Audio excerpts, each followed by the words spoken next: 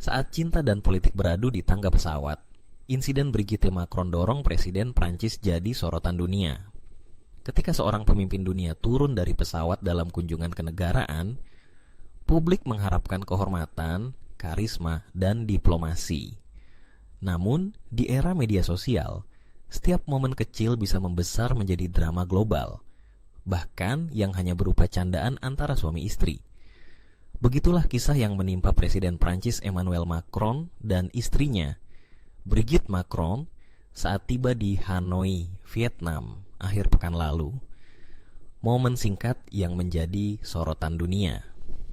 Hari Minggu, tanggal 25 Mei 2025, Presiden Emmanuel Macron dan Ibu Negara Brigitte Macron mendarat di Bandara Internasional Noi Bai, Hanoi, sebagai bagian dari tur kenegaraan mereka ke Asia Tenggara. Saat pintu pesawat kenegaraan Prancis terbuka, kamera-kamera media internasional pun bersiap mengabadikan momen kedatangan tersebut.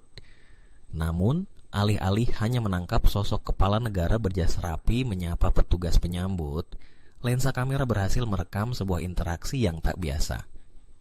Tangan Brigitte Macron mengenakan jaket merah mencolok, terlihat mendorong wajah suaminya dengan kedua tangan. Satu tangan menutupi mulut dan sebagian hidung Emmanuel Macron, sementara tangan lainnya menekan rahangnya. Sang presiden terlihat sedikit mundur dan memalingkan kepala, sebelum akhirnya menyadari kehadiran kamera dan berusaha menetralisasi suasana dengan senyum dan lambaian tangan. Video tersebut dengan cepat menjadi viral, memicu berbagai spekulasi, komentar, bahkan teori konspirasi di media sosial maupun media massa. Di Prancis, sejumlah media utama, seperti Le Parisien, menyematkan judul provokatif seperti tamparan atau main-main, cuplikan Emmanuel dan Brigitte Macron turun di Vietnam Piku, spekulasi hebat. Penjelasan presiden, itu cuma bercanda. Tak butuh waktu lama hingga Emmanuel Macron memberikan klarifikasi. Dalam konferensi pers setelah momen tersebut menjadi berita utama, presiden yang telah menjabat sejak 2017 itu menyebut bahwa mereka berdua hanya sedang bercanda atau bermain-main. Kami memang suka bertengkar kecil dan saling menggoda. Kami sedang bercanda, ujar Macron sambil tersenyum, berusaha meredam narasi yang berkembang liar.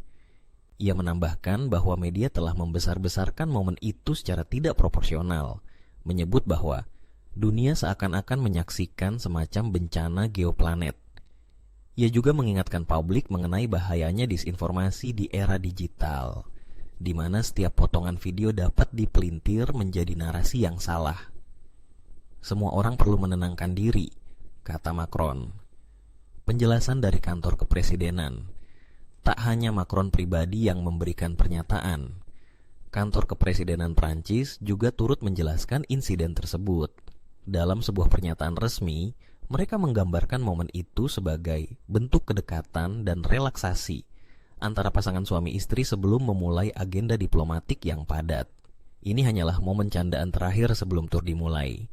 Tapi sayangnya hal kecil ini langsung dijadikan bahan bakar bagi para penyebar teori konspirasi, ujar juru bicara Istana Elysee. Brigitte dan Emmanuel, kisah cinta yang tak lazim. Interaksi mereka yang terkesan spontan dan penuh kedekatan tak bisa dilepaskan dari sejarah hubungan pribadi yang unik. Emmanuel Macron pertama kali bertemu Brigitte Ozier ketika ia masih remaja dan menjadi murid di sekolah menengah atas tempat Brigitte mengajar. Saat itu, Brigitte adalah guru drama berstatus menikah dan telah memiliki 3 anak. Namun, ketertarikan di antara mereka mulai tumbuh dari kecintaan yang sama pada seni, teater, dan literatur. Macron muda akhirnya pindah ke Paris untuk menyelesaikan sekolahnya, namun meninggalkan janji besar. Ia akan menikahi Brigitte suatu hari nanti. Janji itu bukan sekadar mimpi remaja. Beberapa tahun kemudian, Brigitte bercerai dari suaminya dan pindah ke Paris untuk bersama Macron. Mereka resmi menikah pada tahun 2007 dan kisah cinta mereka terus menjadi bahan pembicaraan publik, khususnya karena perbedaan usia mereka yang cukup mencolok.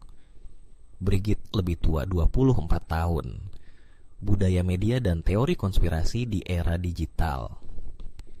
Yang menarik dari insiden ini bukan hanya soal interaksi pribadi mereka, melainkan bagaimana masyarakat modern merespon momen yang sangat pribadi melalui lensa publik.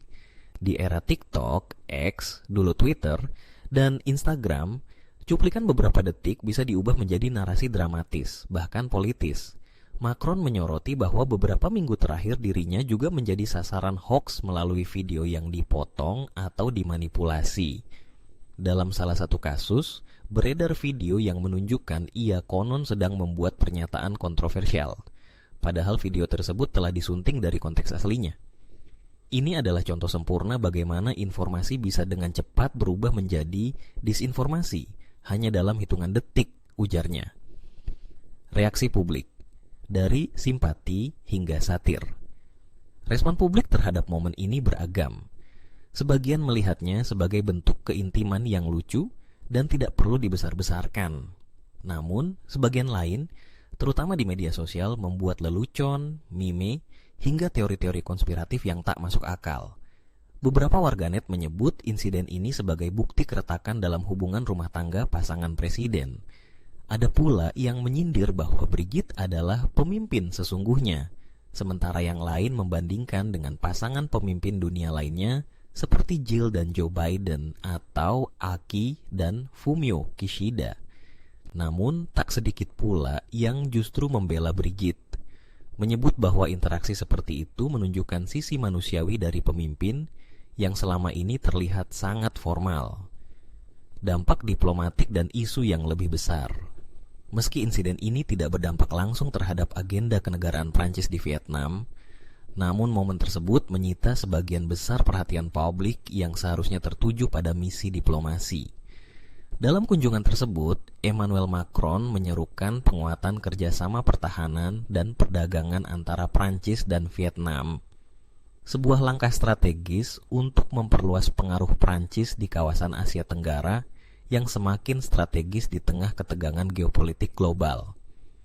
Namun sayangnya, alih-alih sorotan tertuju pada hasil diplomatik, yang justru mendominasi percakapan adalah gestur antara sepasang suami istri di pintu pesawat. Sebuah pelajaran tentang privasi dan publik. Apa yang bisa kita pelajari dari insiden ini? Mungkin bahwa bahkan pemimpin dunia tak bisa lepas dari pengawasan publik yang tak kenal ampun. Di satu sisi, mereka adalah simbol negara. Namun di sisi lain, mereka juga manusia biasa, dengan hubungan, emosi, dan kejenakaan seperti kita semua.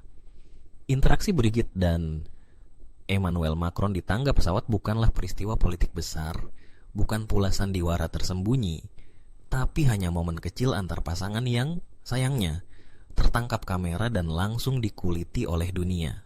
Sebuah pengingat keras bahwa di dunia digital saat ini, segala sesuatu bisa menjadi berita besar, bahkan pelesetan wajah oleh istri seorang presiden